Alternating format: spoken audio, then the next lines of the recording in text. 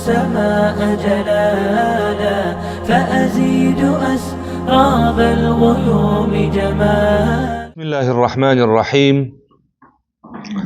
الحمد لله والصلاة والسلام على رسول الله وعلى آله وأصحابه أجمعين. نون مخفى په داسې شان او طریقې سره ادا کول پکار دي چې د نخو د نون مظهره په شان د ژبې سره د تعلق سره پوره ولګيږي او نه د نون مدغمه په شان د دې په اداواله کې د حرف آتی معنی راتلون کې حرف آنے والا راتلون کې حرف صحیح شو، یعنی ما بعد حرف چې ورته وایي صحیح شو. نو آتی د عربي کلمه ده، نو یعنی حرف آتی یعنی ورسته حرف چې ما بعد کوم راځي حرف مخرج باندې اعتمادي، بلکې د دواړو کیفیتونو په منځ کې باید څنګه شي دا ادا شي چې د غنې صفت خو ظاهر شي خو د تشدید نه بالکل څه شی وي خالی وي. اوس همدغه ځای کې اوس بیرته یو چکر د اخفا تعریف ته لاړ شئ. اخفا تعریف څه شی و؟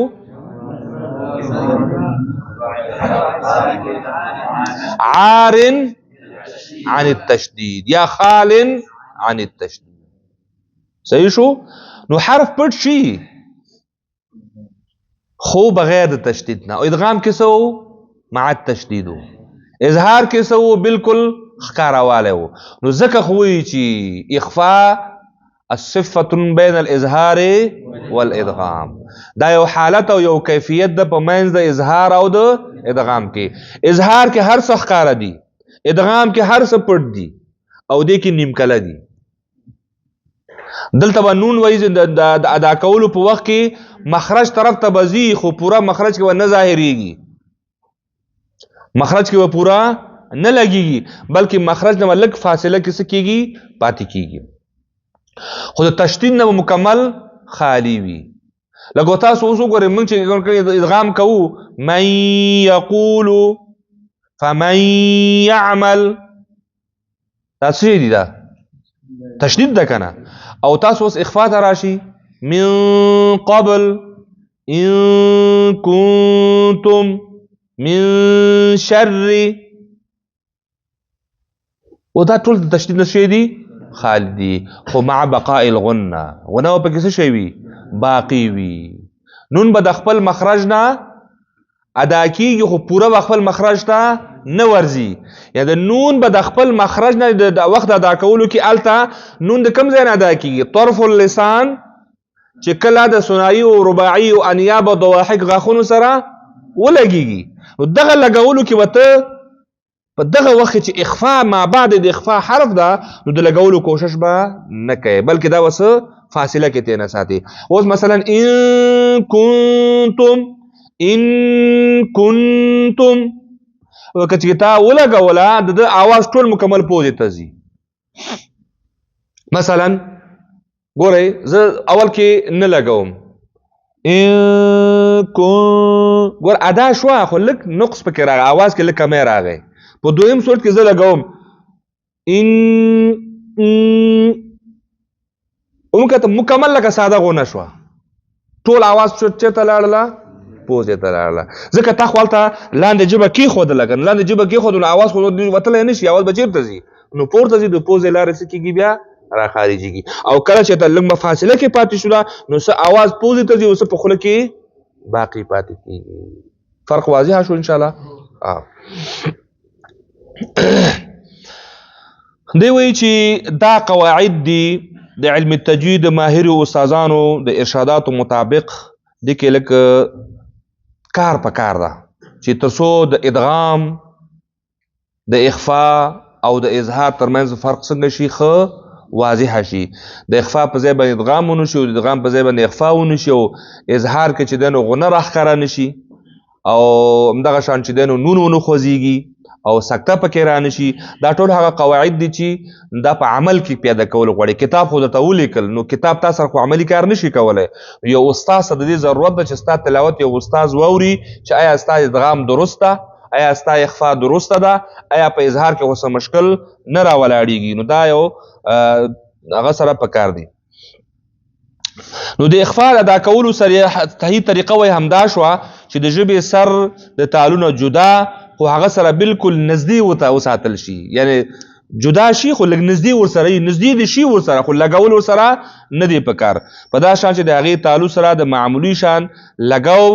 په قدر د فقط تالونه جدا وي خو هغه سره بالکل نږدې ایښودل د یو الف برابر د غنې صفت د خیشوم نه ادا کول، بس همدغه حقیقت د نون مخفا. نون د اخفاء او چونکې دا د ادا په لحاظ سره څه مشکل غوندې ده، دې دپاره د صحیح ادا کول او زده کولو لپاره د زیات مشق او محنت تصفیه ده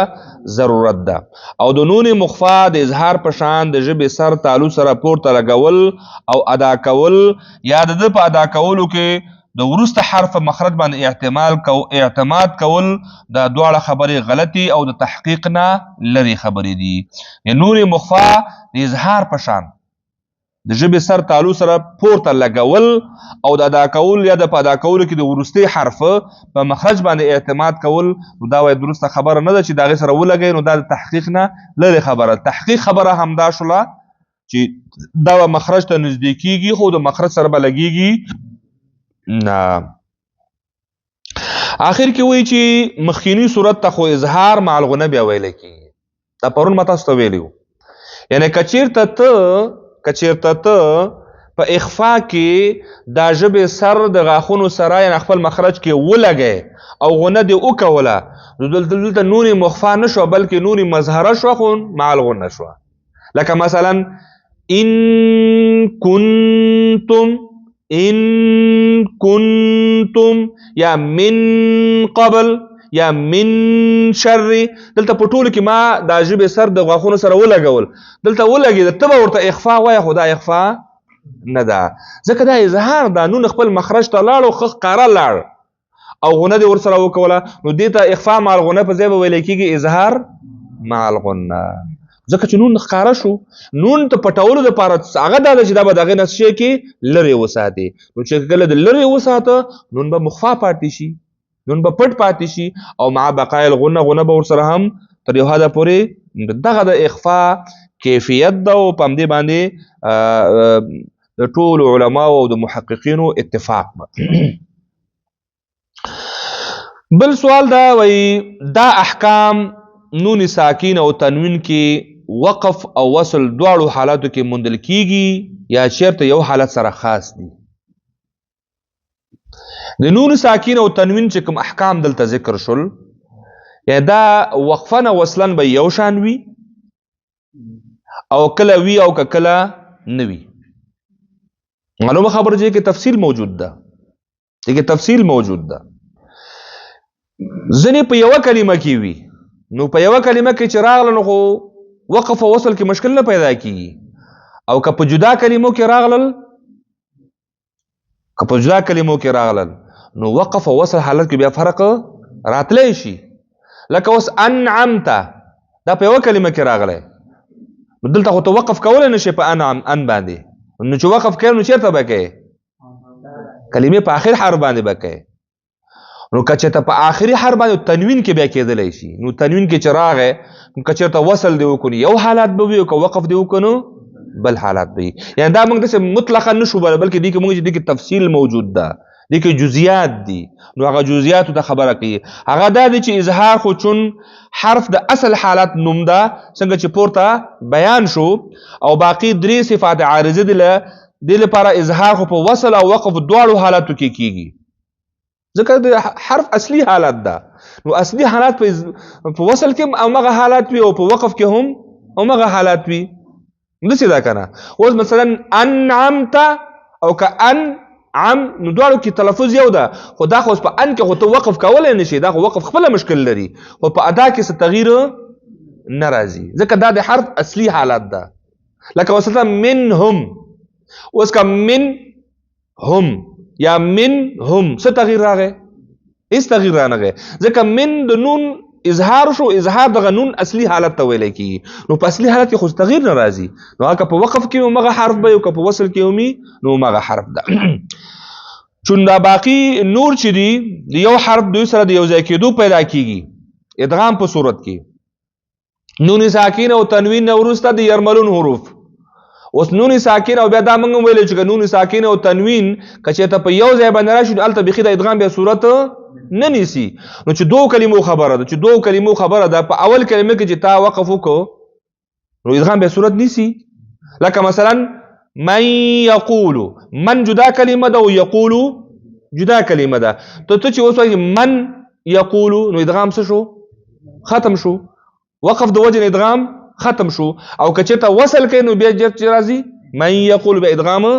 صورت نیسی همدغه شان د اخفاء موضوع هم ده لکه من قبل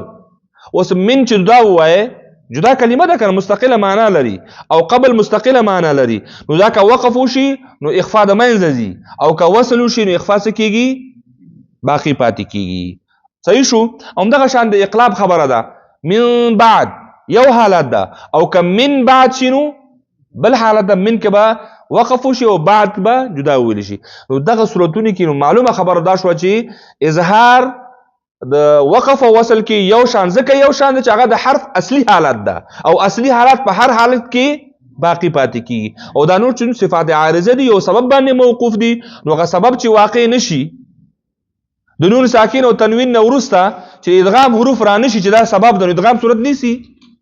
او د نون ساکین او تنوین نه وروسته د اقلاب حرف چې بعد هغه را نشي نو اقلاب صورت نیسی نه نیسی نو دا خو په وقف کې کېدلی نشي ځکه وقف کې خدا منځ ته راتلی نشي واضح شو ان شاء الله خبره او دغه شان د اخفاء موضوع هم ده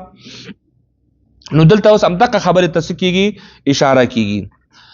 یو حرف دوی سره د یو ځای کېدو په صورت کې پیدا کیږي د لپاره هغه صرف د وصل سره خاص دي هغه صرف د وصل سره خاص دي لکه اوس مثلا موږ چې من تاب دلته څه شي ده اخفاء ده اوس ته من باندې وقف وکي نو بیا څه شي ده صحیح شو نون ساکن ده کنه او ما بعد حروف نشته نو دلته خو نون اصلي حالت ترازی او اخفاء په کیسه کې ځکه دا تړلې دی وصل سره دی ځکه ما بعد به او سبب راځي یا به د اخفاء حرف راځي اخفاء به کیږي که ادغام حرف راغی نو ادغام به کیږي که د اقلاب حرف راغی نو اقلاب به کیږي نو دا په هغه وخت ممکن دی چې دوه کلمې سره څه شي کې یو ځای کې وصل وکي نو وصل په صورت کې دا منځ ته راسلی شي او د وقف په صورت کې بیا دا څه کیږي دا قوانین چې دی نو دا ختمیږي او هغه کیږي نه ویلې کیږي نه وصلى الله تعالى على خير خلقه محمد وعلى آله وأصحابه أجمعين